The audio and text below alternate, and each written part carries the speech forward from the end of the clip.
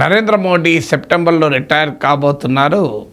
అందుకే ఆయన ఆర్ఎస్ఎస్ నాయకత్వాన్ని కలిసి టాటా బై బై చెప్పారు. రిటైర్మెంట్ అప్లికేషన్ ఇచ్చుకోవటానికే నాగ్పూర్ వెళ్ళారు. ఆర్ఎస్ఎస్కు మోడీకి మధ్య విభేదాలు ఉన్నాయి. మోడీని మార్చాలని ఆర్ఎస్ఎస్ అనుకుంటోంది.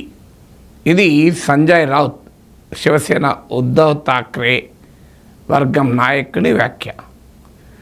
వెంటనే బీజేపీ నాయకులు సీరియస్గా రెస్పాండ్ అయ్యారు. మహారాష్ట్ర ముఖ్యమంత్రి బీజేపీ నేత దేవేంద్ర ఫడ్నవీస్ ఇది మొఘల్ కల్చర్ అంటూ విరుచుకుపడ్డాడు. సో బీజేపీ నాయకుల ప్రత్యేకత ఏంటంటే నువ్వు ఎక్కడికైనా వెళ్ళు, దాన్ని మొఘల్, ముజ్రా, ముస్లిం దీన్ని లింక్ చేసేస్తారు, మందిర్, మజీద్. సో దీన్ని కూడా మొఘల్ కల్చర్తో లింక్ చేశారు. బహుశా మహారాష్ట్రలో ఈ ఔరంగజేబ్ గొడవ నడుస్తుంది కనుక ఆ మొఘల్ మధ్యయుగాల్లో రాజులు వారి బ్రదర్స్ను, తండ్రుల్ని కూడా చంపి సింహాసనాలు ఆక్రమించుకునేవారు. సో ఆ సంస్కృతిని రెఫర్ చేస్తూ మాకు నరేంద్ర మోడీ ఫాదర్ సీట్లో కూర్చోగా వారసుని గురించి చర్చ ఎందుకు పెడతాం? ఫాదర్ సీట్లో కూర్చోవడమే కాదు, 2029లో కూడా ప్రైమ్ మినిస్టర్గా మోడీనే అవుతారు. ఇప్పుడు మోడీ ఉండగా, ఫాదర్ ఉండగా వారసుని గురించి ఆలోచించడం మొఘల్ కల్చర్ అన్నారు. కానీ భారతదేశంలో వారసత్వ రాజకీయాల్లో చాలా మటుకు ఫాదర్ ఉండగానే కూర్చొని దేశమంతటా ఇదే ధోరణి. బట్ ప్రతిపక్షాలని మొఘల్ కల్చర్తో అటాక్ చేయదలుచుకున్నారు కనుక బీజేపీ అటాక్ చేశారు. సో ఉద్ధవ్ థాక్రే వర్గం, బీజేపీ వాళ్ళ రాజకీయ నాయకులు పరస్పరం పార్టీలు పోటాడుతున్నాయి కనుక ఇలాగే మాట్లాడుకుంటారు. కానీ ఇందులో ఏదైనా వాస్తవం ఉందా? క్వశ్చన్ 1. క్వశ్చన్ 2, ఈ రకమైన విమర్శల వల్ల, వ్యాఖ్యాన వల్ల నరేంద్ర మోడీ రథచక్రాల్ని విపక్షాలు అడ్డుకోగలవా? మొదటిది, నరేంద్ర మోడీ రిటైర్ అవుతున్నారా అన్నది పూర్తిగా అర్థరహితం. ఇది కేవలం ఆర్ఎస్ఎస్ ఆదేశాల మేరకే బీజేపీ పనిచేస్తుంది అని చెప్పదలుచుకున్న పార్టీలు ఈ రకమైన విమర్శలు చేస్తాయి. ఇది ఒకప్పుడు కొంత నష్టం కలిగించవచ్చు. ఎందుకంటే అప్పటికి ఆర్ఎస్ఎస్ పాపులర్ కాదు, ఆర్ఎస్ఎస్ మెయిన్ స్ట్రీమ్ సంఘంగా లేదు. కొద్దిమందికి పరిమితమైన సైద్ధాంతిక నిబద్ధత కలిగిన కార్యకర్తలకు సంబంధించింది. కానీ ఇటీవల కాలంలో ఆర్ఎస్ఎస్ ఒక పాపులర్ ఆర్గనైజేషన్గా మెయిన్ స్ట్రీమ్ అయిపోయింది. భారతీయ జనతా పార్టీ నాయకులు ఎవరు కూడా తాము ఆర్ఎస్ఎస్ రూట్స్ కలిగిన వాళ్ళమని చెప్పుకోవడానికి వెనకాడతలేరు, గర్వంగా చెప్పుకుంటున్నారు. 4+4 ఆఫర్. మొదటిసారిగా కంట్రీ డిలైట్ పాలని 4 రోజులు ఆర్డర్ చేసిన వాళ్ళకి మరో 4 రోజులు ఫ్రీ. ఇంకెందుకు ఆలస్యం, యాప్ని డౌన్లోడ్ చేసుకోండి. Download the country delight app now. So గర్వంగా మా మాతృ సంస్థ నితిన్ గడ్కరీ అన్నాడు. సో ఇలాంటి సమయంలో ఇంకా ఆర్ఎస్ఎస్ భుజాల పైన తుపాకులు పెట్టి బీజేపీ నాయకుల్ని కాల్చాలనుకుంటే అది మూర్ఖత్వమే అవుతుంది. అందువల్ల ఆర్ఎస్ఎస్ బీజేపీ లింక్ ఆధారంగా బీజేపీని అటాక్ చేయడంలో it's a simple waste of time. ఎందుకంటే బీజేపీ ఆర్ఎస్ఎస్ బంధం దేశ ప్రజలందరికీ తెలుసు. తెలిసే ఓట్లేశారు, తెలిసే వాళ్ళ అధికారంలోకి వచ్చారు. బీజేపీ నాయకులు ఏమీ దాన్ని దాచిపెట్టడం లేదు. ఇదేం రహస్య వ్యవహారమేం కాదు. ఆర్ఎస్ఎస్ నిషేధిత సంస్థ కాదు. ఆర్ఎస్ స్వయం సేవకులు దేశాన్ని పాలిస్తున్న కాలంలో మనం బతుకుతున్నాం. అలాంటప్పటికీ ఆర్ఎస్ఎస్ను టార్గెట్ చేయడం ద్వారా మోడీని టార్గెట్ చేయొచ్చు అనుకుంటే అది తెలివి తక్కువతనం.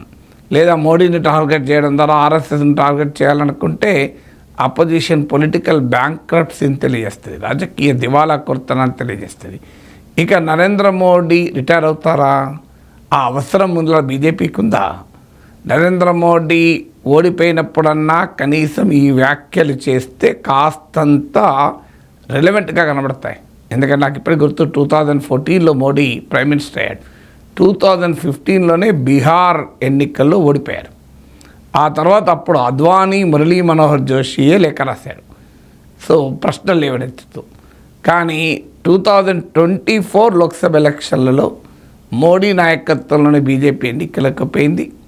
భారీ ఫెయిల్యూర్. ఒక రకంగా అధికారం నిలబెట్టుకున్న సొంతగా గెలవలేని పరిస్థితి. 240కి పడిపోయినాయి. సో అప్పుడు కనుక అనుంటే మోడీ మ్యాజిక్ ఇక అయిపోయింది.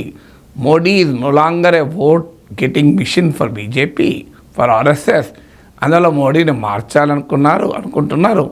మోడీ రిటైర్ అవుతారు అంటే ఎవరైనా నమ్మేవారేమో. అట్లీస్ట్ 2024 ఎలక్షన్ల తర్వాత ఇక ఏ అసెంబ్లీ ఎన్నిక కనుక జరిగి ఉండకపోయినా నమ్మేవారేమో. కానీ 2024 ఎన్నికల తర్వాత హర్యానా, ఢిల్లీ, మహారాష్ట్ర ఎన్నికలు జరిగాయి. హర్యానా, మహారాష్ట్రలో అధికారం ఉన్నారు బీజేపీ. అందులో మహారాష్ట్రలో లోక్సభ ఎన్నికల్లో భారీ ఓటమి తర్వాత అసెంబ్లీ ఎన్నికల్లో అధికారాన్ని నిలబెట్టుకున్నారు. ఇక హర్యానాలో కూడా లోక్సభ ఎన్నికల్లో దెబ్బతిన్నాక అధికారాన్ని నిలబెట్టుకున్నారు. ఢిల్లీలో ఇప్పటి వరకు ఉన్న ట్రెండ్కి రివర్స్ చేసి, అంటే పార్లమెంట్ ఎన్నికల్లో గెలిచినా అసెంబ్లీ ఎన్నికల్లో బీజేపీ గెలవడం లేదు. ఆ ట్రెండ్ను పక్కకు నెట్టేసి ఆమ్ ఆద్మీ పార్టీ లాంటి బలమైన ప్రత్యర్థిని ఓడించారు. కాంగ్రెస్ పార్టీని ఓడించడం బీజేపీకి సులభం, ప్రాంతీయ పార్టీల్ని, ఇతర పార్టీల్ని ఓడించడం కష్టం అన్న మిత్ అన్నది కూడా రియాలిటీ అనే సందర్భంలో కాదు. ఇది కూడా వన్ ఆఫ్ ద మిత్ అని నిరూపించగలిగారు ఢిల్లీ విజయంతో. ఇవన్నీ తరిగాక ఉప ఎన్నికల్లో కూడా విజయం సాధించారు. ఇప్పుడు నరేంద్ర మోడీ ఫ్యాక్టర్ బీజేపీకి ఇంకా పవర్ఫుల్ ఓట్ గెటర్ అని తెలిసినాక నరేంద్ర మోడీ ఎందుకు రిటైర్ అవుతారు? రిటైర్ అవుతుంటే బీజేపీ ఎందుకు ఒప్పుకుంటుంది? నరేంద్ర మోడీ రిటైర్మెంట్ కావాల్సిన అవసరం ఆయనకు లేదు, ఆయన రిటైర్ చేయాల్సిన పరిస్థితి బీజేపీకి లేదు. ఎందుకంటే బీజేపీకి వచ్చే ఓట్లలో గణనీయమైన భాగం మోడీ ఫినామినల్ వల్ల వస్తుంది. ఇది నేషనల్ ఎలక్షన్ స్టడీస్లో కూడా రుజువైంది. కర్ణాటక లాంటి ఎన్నికల్లోనైతే 50% ఓటర్లు మేము మోడీని చూసే ఓటేసామన్నారు. దేశం మొత్తం మీద అట్లీస్ట్ 1/3 ఓటర్స్ బీజేపీకి ఓటు వేయటానికి కారణం మోడీ పట్ల కెరిష్మా, ఆకర్షణతో ఓటేశామని చెప్తున్నారు. అలాంటప్పుడు ఏ రాజకీయాల్లో విన్నింగ్ మిషన్గా ఉన్నప్పుడు ఆ విన్నింగ్ మిషన్ పక్కకు పెడతారా? ఏదైనా ఒక పొలిటికల్ పార్టీ గెలుపు గుర్రాలని చెప్పి ఎమ్మెల్యే స్థాయిలోనే ఒక నాయకుడు ఉంటే గెలుపు గుర్రం వాడరంటే ఇక గెలుపు గుర్రం కాదు నరేంద్ర మోడీ, గెలుపు గుర్రాల సైన్యంతో సమానం, కొన్ని వేల లక్షల సైన్యంతో సమానం. ఒక 543 గెలుపు గుర్రాల ఒక ఎత్తు అయితే నరేంద్ర మోడీ ఇంకో ఎత్తు. అలాంటి నరేంద్ర మోడీని బీజేపీలు ఎందుకు రిటైర్ చేస్తారు? వీళ్ళ ప్రతిపక్షాల అత్యాశ కాదా అది? నరేంద్ర మోడీ ఎందుకు రిటైర్ అవుతారు? 2, ఆయన ఏజ్ రీత్యా 70sలో ఉండడం పెద్ద ఎక్కువేం కాదు. అమెరికా అధ్యక్షుడు 78 ఇయర్స్ దాటిపోయాడు. అయినా ఏజ్ అనేది నరేంద్ర మోడీ యాక్టివిటీని చూస్తే వయసులో ఉన్న వాళ్ళే సిగ్గుపడాలి, ఎందుకు మేము ఇంత యాక్టివ్గా లేమని. మోడీ యాక్టివ్నెస్ని చూస్తే 30 ఏళ్ళ యువకులు నేర్చుకోవాలి, సిగ్గుపడాలి, ఎందుకు మేము అంత గట్టిగా లేము అని. మరి ఆయన మామూలుగా ఉన్నాడు, అది విదేశాలు తిరుగుతున్నాడు, దేశం తిరుగుతున్నాడు, క్షణము తీరిక లేకుండా పార్టీ కార్యక్రమాలు, ప్రభుత్వ కార్యక్రమాలు అన్నీ తానై రాజకీయాన్ని, రాజ్యాన్ని నడిపిస్తుంటే ఇక నరేంద్ర మోడీ ఏజ్ అనేది ఒక ఫ్యాక్టర్ అవుతుందా? ఇది 2వది. 3వది ఇక ఆర్ఎస్ఎస్కు నరేంద్ర మోడీకి మధ్య గ్యాప్ ఉందన్న నెరేటివ్ చాలా కాలంగా ఉంది. గ్యాప్ ఉన్నా నరేంద్ర మోడీకి ఆర్ఎస్ఎస్కు ఉన్న గ్యాపు 2 రకాలు ఉంటాయి గ్యాపులు. ఒకటి మైత్రీపూర్వక గ్యాప్ ఉంటుంది, 2 శత్రుపూర్వక గ్యాప్ ఉంటుంది. మీరు గమనించండి, మన ఫ్రెండ్స్తో కూడా కొన్నిసార్లు గ్యాప్ వస్తుంది. చిన్న ఏదో విభేదం వస్తుంది, 4 రోజులు మాట్లాడుకోరు, కానీ ఫ్రెండ్షిప్ ఆగిపోతుందా? చాలా ప్రాణ స్నేహితుల మధ్య కూడా గ్యాప్ వస్తుంది. ఇక శత్రువుల మధ్య గ్యాప్ వస్తుంది, ఆ గ్యాప్ ప్రమాదకరంగా ఉంటుంది. ఆర్ఎస్ఎస్కు మోడీకి మధ్య ఉన్న గ్యాప్ శత్రుపూర్వక గ్యాప్ కాదు, అది మిత్రపూర్వక గ్యాప్, ఫ్రెండ్లీ గ్యాప్. సో సైద్ధాంతిక పరిభాషలో చెప్పాలంటే యాంటగనిస్టిక్ అండ్ నాన్ యాంటగనిస్టిక్ అంటారు. ఇది శత్రుపూర్వకమైన గ్యాప్ కాదు. ఆ గ్యాప్ ఒకవేళ ఉన్నా అది this a friendly gap. Friendly gap ఏమున్నది, బ్రిడ్జ్ అవ్వడానికి కష్టం కాదు కదా. 4 రోజులు మాట్లాడుకోరు క్లోజ్ ఫ్రెండ్స్ కూడా, ఏదో ఇష్యూ పైన వాదన పెట్టుకుంటారు, 4 రోజులు మాట్లాడుకోరు, మళ్ళీ 5వ రోజు వీడియో వాడో ఫోన్ చేయకుండా ఉండగలరా? సో అందువల్ల ఆర్ఎస్ఎస్కు కావాల్సింది ఏంటి? ఆర్ఎస్ఎస్ ఒక వ్యవస్థ, వ్యక్తి కాదు. ఆర్ఎస్ఎస్కు మోహన్ భగవతో ఇంకోరో కాదు. ఆర్ఎస్ఎస్ యొక్క స్ట్రక్చరు, ఫంక్షనింగ్ తెలిసిన ఎవరైనా అది వ్యక్తి చుట్టూ తిరిగే సంస్థ అని అనుకోరు. అదొక సిద్ధాంతం, నీకు నచ్చచ్చు నచ్చకపోవచ్చు, కానీ ఒక సిద్ధాంతం చుట్టూ తిరిగేటువంటి వ్యవహారం ఒకవేళ నిజమే అనుకుందాం, నరేంద్ర మోడీని మార్చాలనుకుంటున్నాం.